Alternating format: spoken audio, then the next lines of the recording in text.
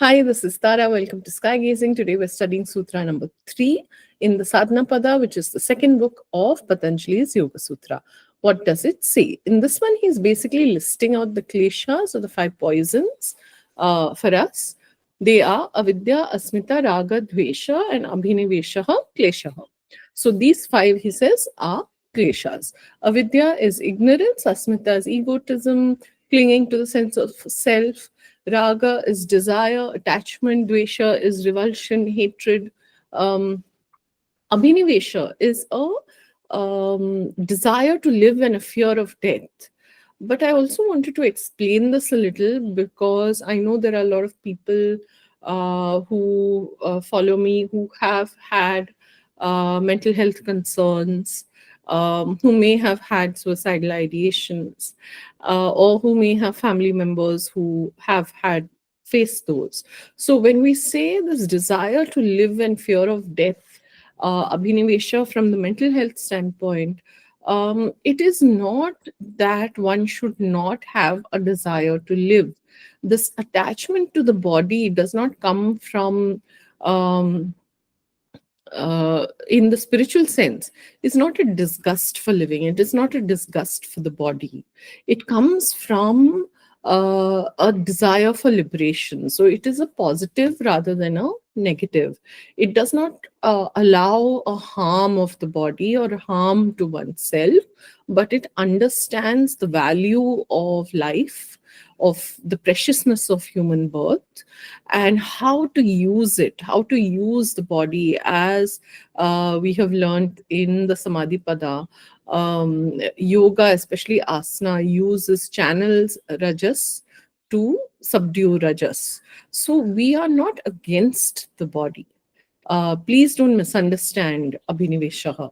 It is valuing the body and using it to detach from unnecessary clinging. It is not a fear of life. It is a it is a fear of getting sucked into an attachment and the desire for samsara. So anybody who's spiritually evolved or evolving, as we all are, understands that in order to gain freedom from the cycle of birth and death, you must first gain precious human birth. And that is the aim, to evolve in these cycles. So there is no self-hating. In fact, you have attained this body after many, many births. And then this becomes the door by which you may use these practices and then transcend. So at no point is it a hatred of the self or of the body, even materially. I hope that is clear. Okay, so now we come to Sutra 2 of Sutra 3 of the second chapter. Maharishi Ved Vyasa translates it as, the afflictions are nescience, egoism, attachment, aversion, and love of life. When I say Maharishi Ved Vyasa translates, it's his bhashya on Patanjali's Sutra, with a glossary by Vachaspati Mishra and translated by Sri Ramaprasada. So he says the afflictions are the 5 forms of unreal cognition. He's basically saying that these are viparyaya. If you remember what we studied in the first chapter, Sutra 4 is kleshāḥ. Okay, he calls the vrittis. So in that, the first one is correct knowledge. The second one is that is pramana. Viparyaya is unreal cognition, right? So why does he say that this is unreal cognition? It's unreal cognition because kleshas are misconceptions. Vachaspati Mishra clarifies. Okay, he says they don't have a sense of reality. The bhashya is on the sutra is very, very beautiful and interesting, though very short. It says, when quick with life, he's describing kleshas, poisons.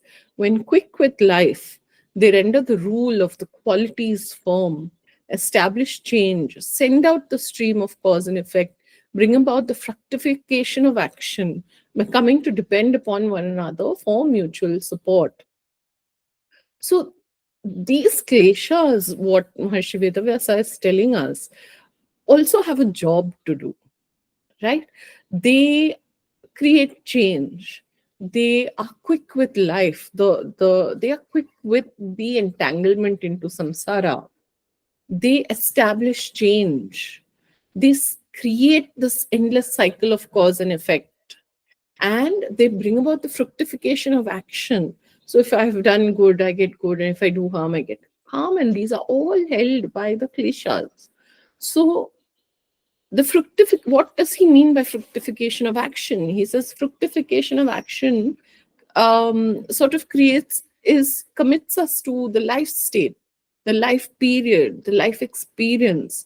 These are all held by kleshas.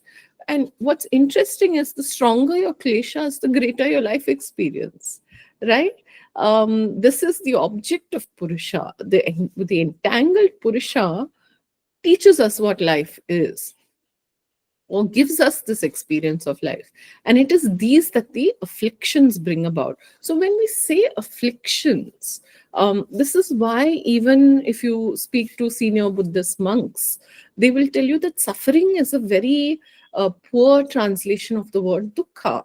And in fact, in this sutra, somewhere I feel, my personal opinion, maybe uninformed, please forgive me, is that this sutra is where Buddhism and Patanjali's Yoga Sutra, or I would say the teachings of the Buddha and of Patanjali, merge almost seamlessly.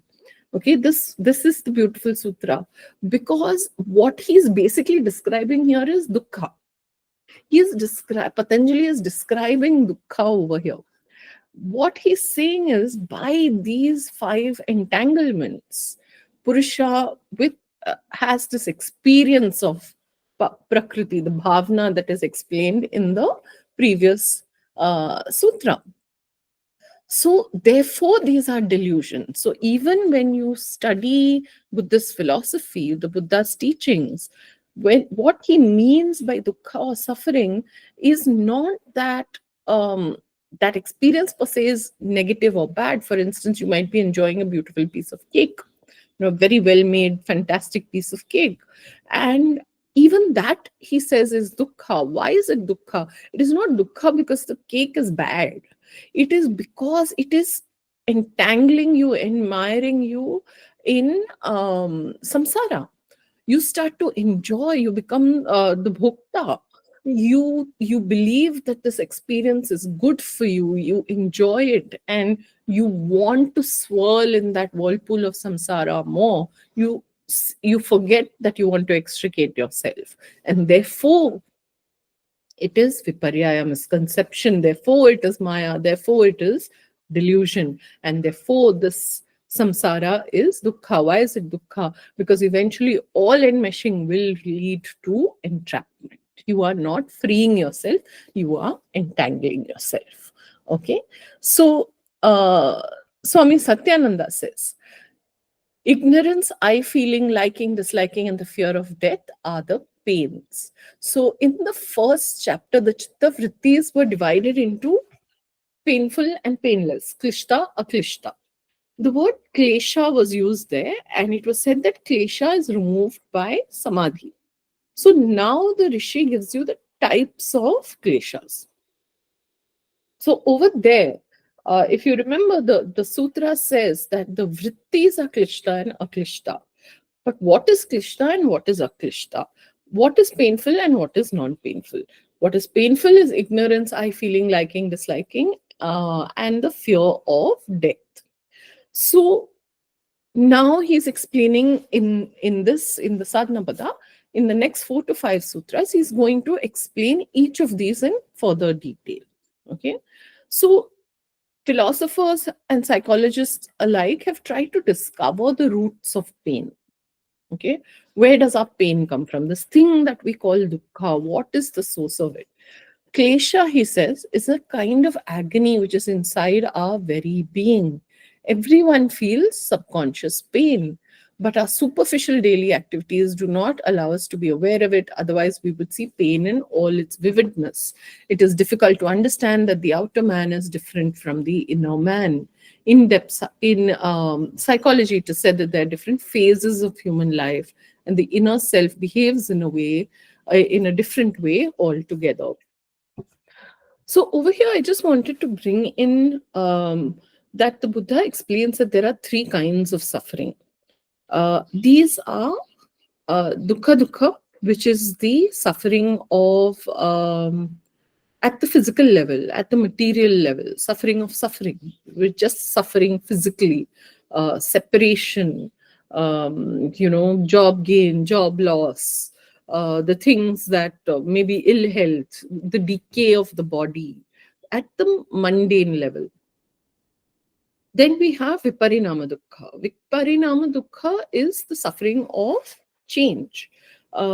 Our need for things to stay the same, our inability to let it go. The third suffering is sankhara dukkha. Sankhara dukkha is dukkha or suffering at a very existential level. The existential level is where we are caught in the samsaric cycle and we are generating sankharas. Sankharas are causal seeds. So basically, every action that we are performing is generating an effect, and that effect becomes a cause for another effect. And so we are caught in the cycle endlessly, and we have no way to break this chain. So these are the three kinds of dukkhas according to the Buddha.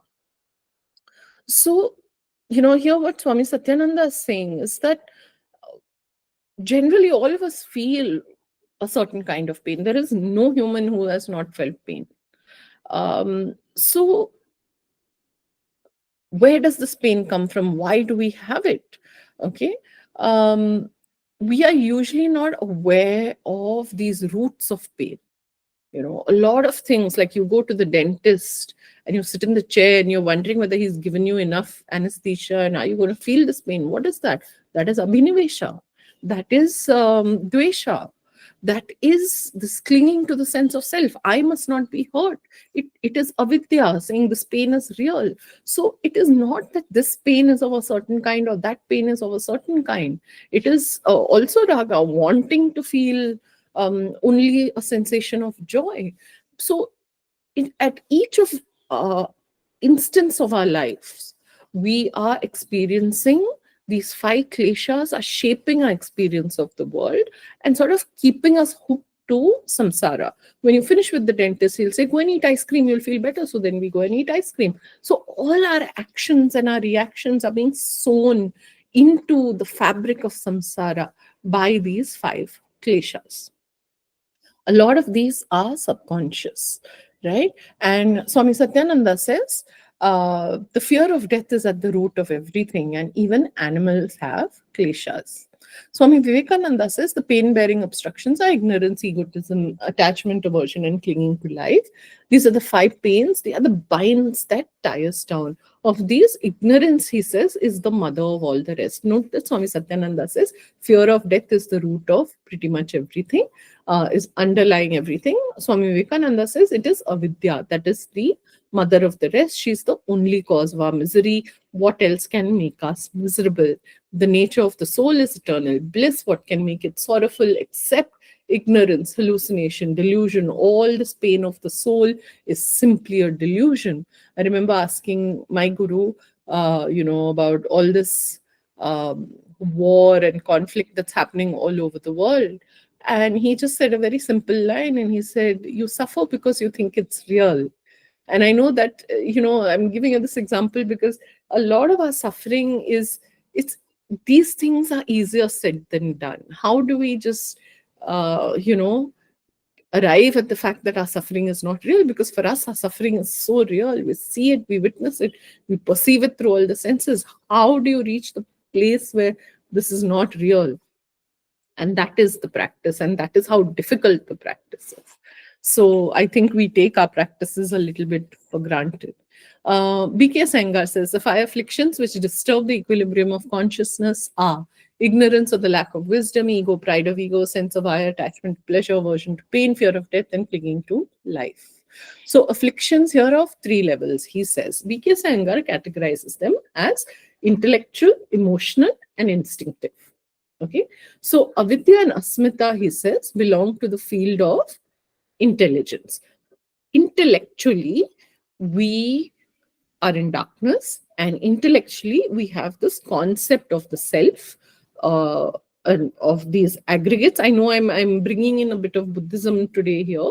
The skandhas are basically the 5 aggregates that give us the sense of identity, but I feel in this sutra there is a meeting point. That's why I'm bringing it in, so please bear with me. So avidya and asmita, the skandha principle of skandhas is from Buddhism. So avidya and asmita belong to buddhi. It is how we perceive, how we think.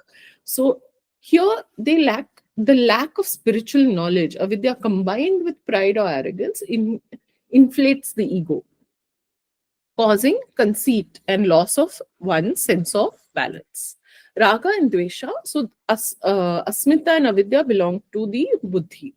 Raga and dvesha belong to the emotions and feelings. Raga is desire, passion, longing. Dvesha is hatred, aversion, succumbing to excess desires and attachments, or allowing oneself to be carried away by expressions of hatred creates disharmony between body and mind, which may lead to psychosomatic disorders. We're also projecting outwardly a world which is becoming increasingly disharmonious.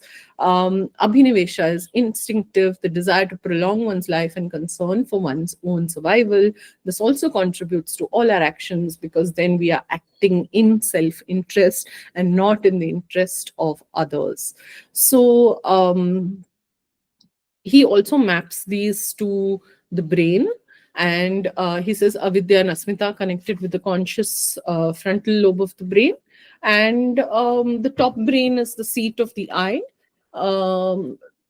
The raga and dvesha connected with the base of the brain. Abhiniveśāḥ is connected with the old brain, or the unconscious brain at the back, which is where he says that the subliminal impressions or the samskaras or the sankharas are rooted. So BKS Iyengar says the sadhaka must learn to locate the sources of afflictions in order to be able to nip them in the bud through his yogic principles and disciplines.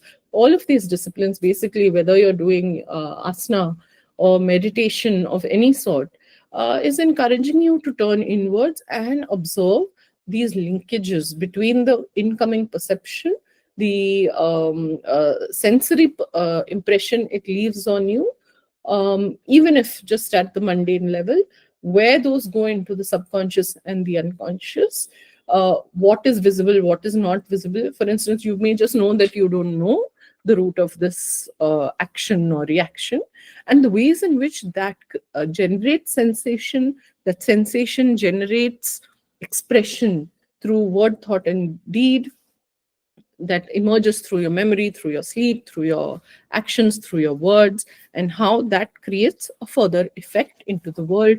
And this is actually the principle of Buddhist psychology, Abhidharma Kosha, but also I think the Indian fundamental of psychology is therefore very different from the Western one, because we are tracking the cycle and saying, where can we break it so that we cease reacting, we cease creating sankharas, and cease to admire and enmesh ourselves in this world. That is where I feel Buddhism and Patanjali's Yoga Sutra, as well as mental health, sort of connect. Okay, that's just my 2 bits.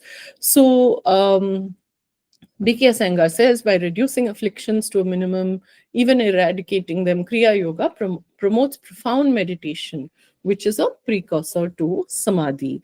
And this is the purpose of yoga, is to minimize all impediments to meditation and bring intelligence to full vibrant life. So Osho says miseries are caused by lack of awareness, egotism, attractions, repulsions, clinging to life, fear of death. And he, according to Osho, see how interesting it is that each of the bhashyas delineate a different klesha as the root cause of everything. So Osho says it is ego which is the cause. Swami Vivekananda says it is avidya. And Swami Satyananda says it is fear of death. So, in fact, it is just ego that is the cause. Osho says lack of self-awareness is the ego. You feel that you are because you don't know. You are in darkness. You've never met yourself. You think you are. You cling to life because you don't know what life is. And this, he says, it is as if a river is flowing and you're pushing the river towards the ocean when it's going by itself. You need not push. You will unnecessarily create misery for yourself. And you will think you're a martyr because you're pushing the river and leading it towards the ocean. The river is going by itself. Don't disturb it. You don't need to. He says you need to sit and understand what have you done to be born, what have you done to be here, what have you done to be alive, what are the roots of your existence, your actions, what are the consequences. Okay. And he tells a story. I like Osho's story, so I'm going to tell you this one. He says once a rich man, a great king, was going somewhere in his chariot, and he saw a poor villager by the side of the road carrying a big burden on his head, and the burden was too much. So the king felt compassion for him and he said, "Come sit in my chariot. Wherever you want, I will drop you." And the old man went to the chariot, but he was still carrying the burden on his head. And the king said, "Are you mad? Why don't you put your burden down?" And the man said, "I am on the chariot, and even that is too much of a burden for the chariot and the horses. My burden will be too much. Thank you, sir, but let me carry this burden. It will be too much for the horse and the chariot." So Osho says whether you carry a burden on your head or you put it on the chariot, it is all the same to the horses. They have to carry all of it. Life is carrying itself. So why don't you leave your burdens to life? But you cling, and when you cling to life, the fear of death arises. There is no death and there is no fear of death. Clinging to life creates the fear of death, and the fear of death creates death. Otherwise, there is no death and no fear. Okay, so he goes on a bit, but it's very interesting. And he says, to sort of summarize, he says, just first become aware of the surface phenomenon of greed, anger, hate, then go deeper. And then as you keep investigating your actions, your reactions, your movement in the world, you'll start coming to the roots that are these 5 kleshas. And through the practices, these can be diminished. Barbara Stolamiller says the forces of corruption are ignorance, egoism, passion, hatred, and the will to live. As I've explained earlier, please don't misunderstand Abhiniveśāḥ. It doesn't mean you should not have a will to live. You should have a will to live with detachment and with knowledge, and to move out of ignorance and move towards your liberation. The forces of corruption, klesha, she says, which Patanjali is going to elaborate in the next 4 sutras, arise out of our contact with the chaos of phenomenal existence and motivate our action in the world. Only by distancing ourselves from this mental and physical chaos through the practice of Kriya Yoga can the power of corruptions be diminished. Thank you so much for listening. I hope this was useful to you. Please do come back tomorrow for Sutra number 4. Also, please do comment, like, share, subscribe, at least so that I have some feedback and I know whether it's working for you. Am I going too fast? Do you need more explanation? All feedback is helpful. Thank you so much.